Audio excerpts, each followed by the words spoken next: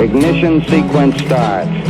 6, 5, 4, 3, 2, 1, 0. Liftoff. We have a liftoff.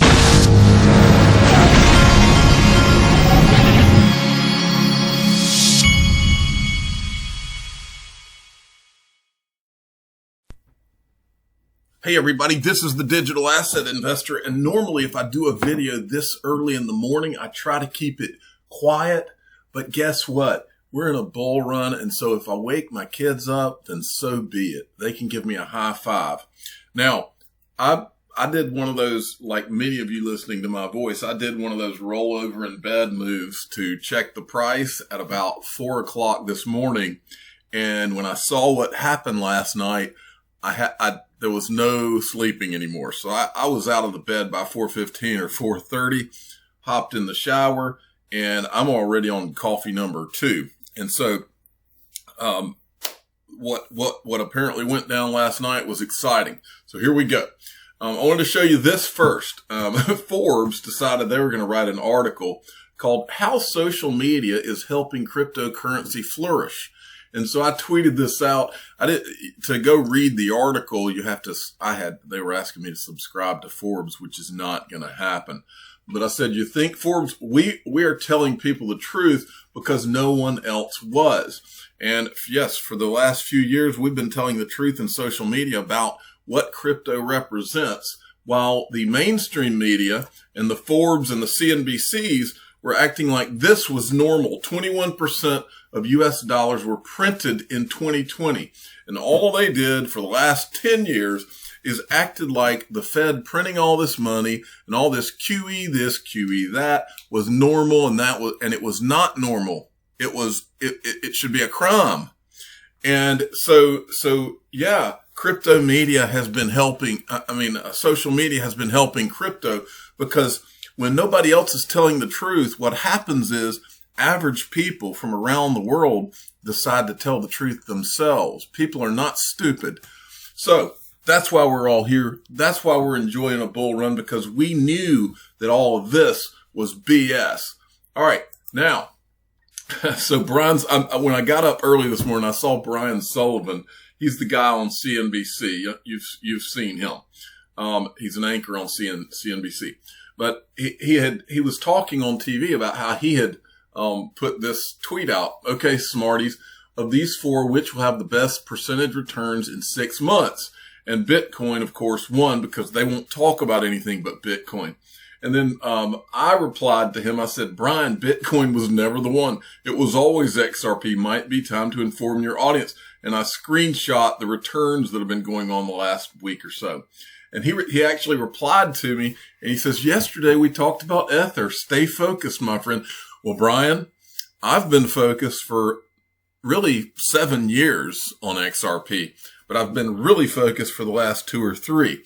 And so I am focused, but it's time for you guys to step to the plate and tell people what the real deal is. We call it in Georgia real deal Holyfield, and it's XRP. It was never Bitcoin. It's dinosaur technology. You know it.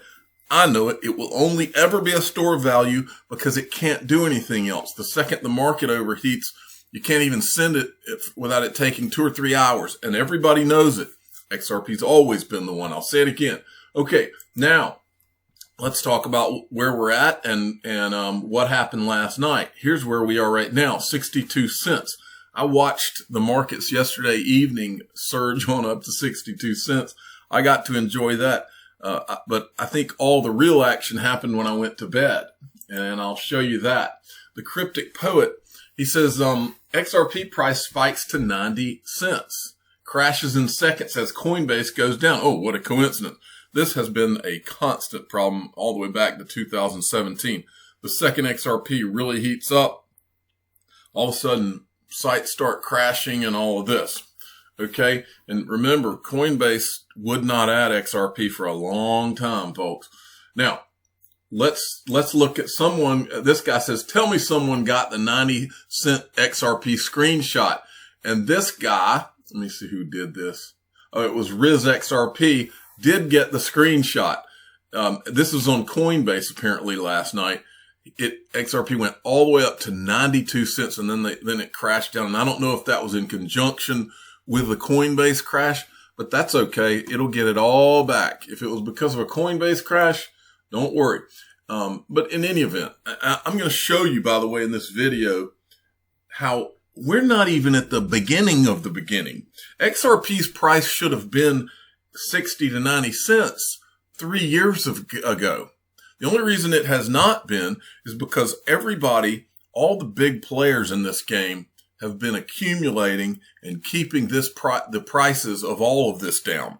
Make no mistake, that's what's been happening. It has been intentionally kept down, but they're ready now. When you're seeing PayPal go on television and talk about how they've just opened up their thing, you better believe that all the financial institutions across the world are tripping over themselves to get to the starting gate right now. Okay, XRP Bart sent me this. CZ Binance, look at what's happening out there. This is the CEO of Binance. All-time high volume again. So he's talking about how Binance is hitting all-time high volume records right now. And then we've got this. Jonathan D sent me this. XRP is up over, this is from Binance too. XRP is up over 50% today as of now, and nearly 300% over the last 2 weeks. But what is it? So now they're starting to teach people. You can go to Binance Academy, and they've got an article where they've done a write-up on Ripple so that you can understand what Ripple is and what XRP is. Now let's look at CoinMarketCap so you can see. Okay, so we've got the market cap at $566 billion. Now, folks, I want to talk to you about what is really going on here. What's really coming? What's really coming? Let's talk about it. And as you'll see, you got XRP at 61 cents. But let's talk about what's coming. This market, the total market, this is why I tell you, we're at the beginning of the beginning, folks. This is, and look, I'm not saying there's not going to be pullbacks. There's going to be big pullbacks. It's going to happen. This is the way the markets work. But here's where we're going. Okay. I'm just going to give you a little taste of where we're going. And there's a lot of new people watching this, and that's why I wanted to show you this. I've shown it before. All of the world's money and markets in one visualization. This was done in May of 2020. So some of these numbers may have gone up or down, but they're ballparks, okay? I just want to go over some of these with you. In all of, this was back then, but now you've got 567 billion roughly in cryptocurrency. And I'm going to go down and use a couple of these as examples. In gold, $10.9 trillion is in gold, okay? And remember, crypto's got 566 or so billion right now, okay? Billion. So gold's got 10.9 trillion. Stock market, all the stock markets of the world have 89.5 trillion. The money, so let's look at broad money. Broad money, the total value of the world's money is 95.7 trillion. This includes coins, banknotes, money market accounts, as well as saving, checking, and time deposits. That's 95.7 trillion. Let's go down. Global real estate, 280.6 trillion. Global wealth, all the wealth in the world, 360.6 trillion. So let's just take those numbers. I did a little write-up here for you. So you got 567 in billion. Let's say that only 10% of the money that's in gold went into crypto. That would be almost double what's in crypto right now. If just 10% of gold went in. If 10% of the world's stock markets went in, 8.95 trillion. 10% of broad money, 9.57 trillion. 10% of real estate, 28.06 trillion. 10% of the global wealth, 36.06 trillion. So ask yourself this question. Who's watching this? Do you think that the world's wealthy are watching this and just sitting there and at this point and saying, and keep in mind for the last 3 to 7 years, all of these wealthy people, all the people around the world have been scared away from crypto. They've been told it was a Ponzi scheme and it was for money laundering. They were lied to. Let's say it like it is. They were lied to and they were sold this idea that crypto is this scary thing. And while they were being lied to, the big money was parking money in this space over the counter. So it didn't reflect in the retail markets. And now we have billionaires coming out, and the billionaires are being trotted out almost every day. And they're saying, oh, yes, I'm allocating some portion of my wealth to Bitcoin. And right now they're saying Bitcoin, but it's not Bitcoin. Bitcoin will be part of it. Bitcoin will do great, but it's not, Bitcoin's not the one. XRP's always been the one. Now, so I hope that you let that sink in. When you're at your Thanksgiving table, play this part of the video and tell your family, look, in a worst case scenario, we know this market, we know this new asset class is happening now. It is happening. It's happening right before your eyes.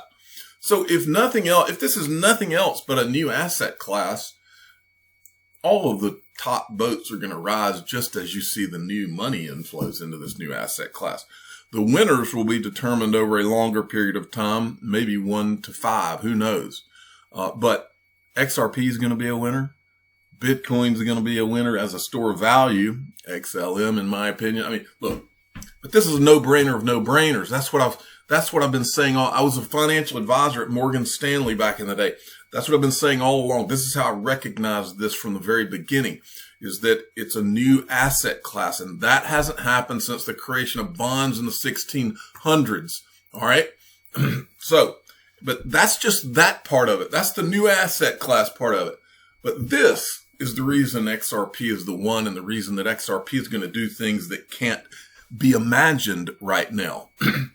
This, and if you've never seen this clip, probably a good portion of the people listening to me have heard this clip several times on this channel, but there are new people in this space. You must see this. This is Navin Gupta with Ripple. And he did this, I think it was back in 2018. He was on stage. I want you to listen to what he says about what Ripple is, okay? How do you think, what is the next move, on Ripple's roadmap, in your opinion? To put you on the spot here.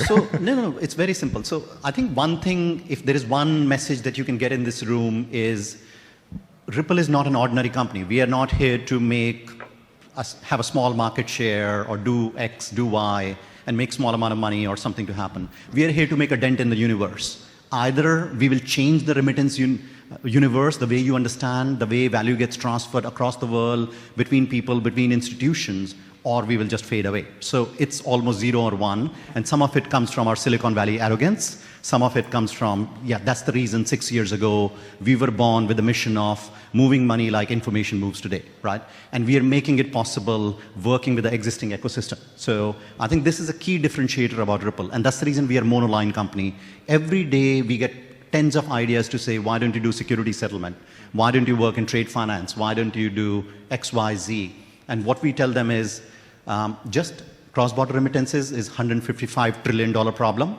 We'll solve this first. We'll make a difference to everybody who's present in this room. And once we have made the difference, then only we will look at something else. So we are like Google is for search, Ripple is for remittances. And that's what we're going to do. We're going to do it right, and we will not rest till we earn your respect and your business.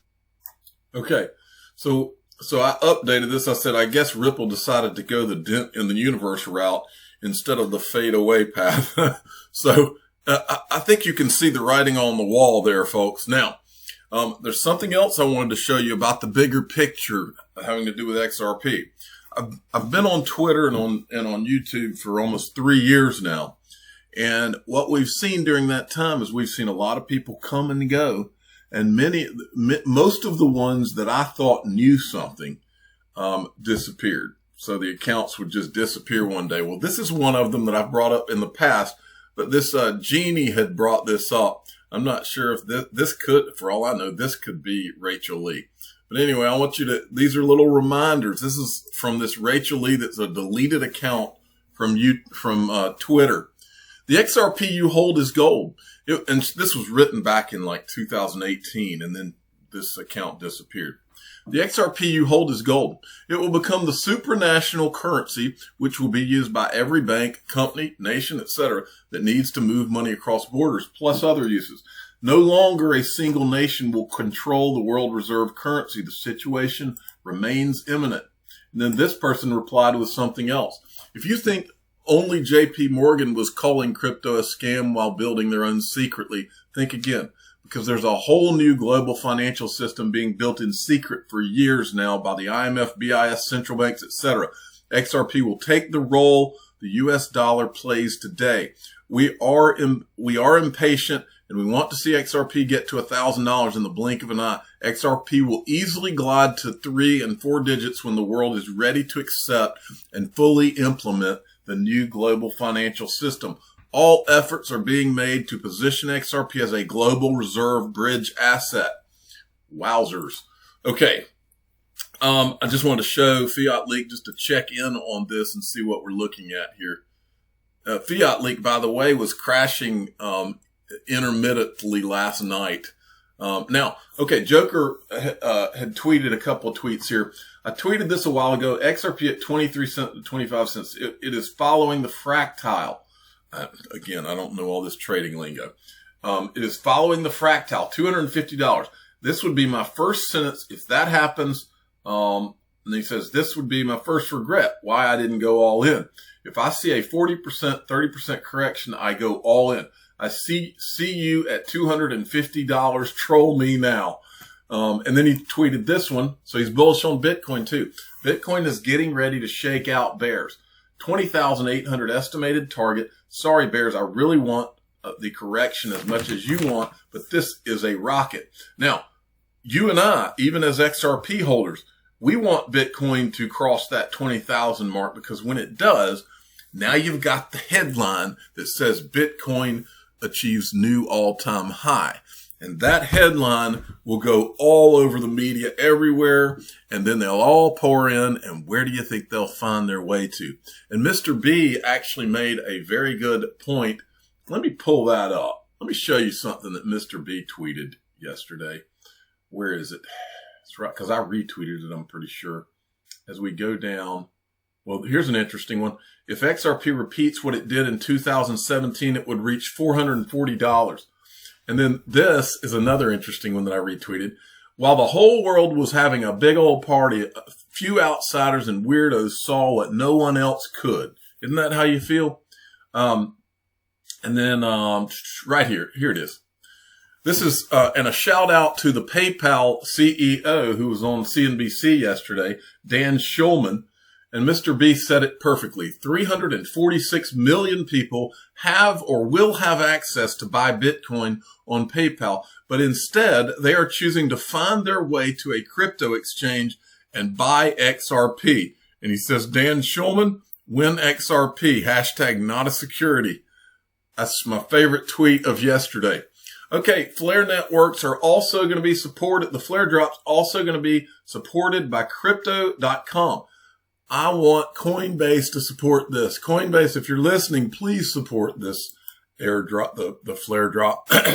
Okay, Bond Crypt. Bam, there we go. Wait for it, folks. Japanese financial giant SBI debuts Bitcoin lending service. SBI plans to add support for Ether and XRP lending in the near future. So there you go, folks. That's good stuff. Stewart XRP sent me this. David Schwartz was apparently on Twitter weighing in. Somebody, XRP Darren, he says, at what price do you quit your job? David Schwartz says $1. And then this guy says, so how much XRP do you have, David? He says, let's just say more than 1 million and less than 10 million. And later in this thread, just so you know, David Schwartz said he was kidding about quitting his job at $1. He said he was there for the long run. If you hadn't done it, folks, you've still got time. In the description of all my videos, you can get there's a link, 40% off Ledger hardware wallets.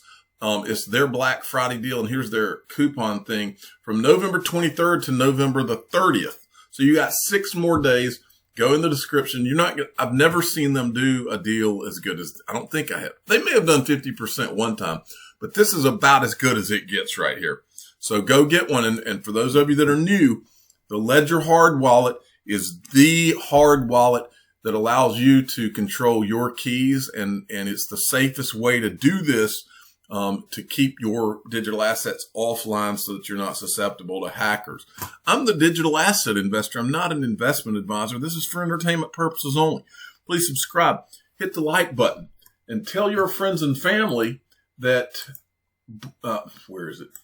Tell your friends and family that I think Brian Sullivan on CNBC is about to get around to XRP. Thanks for listening.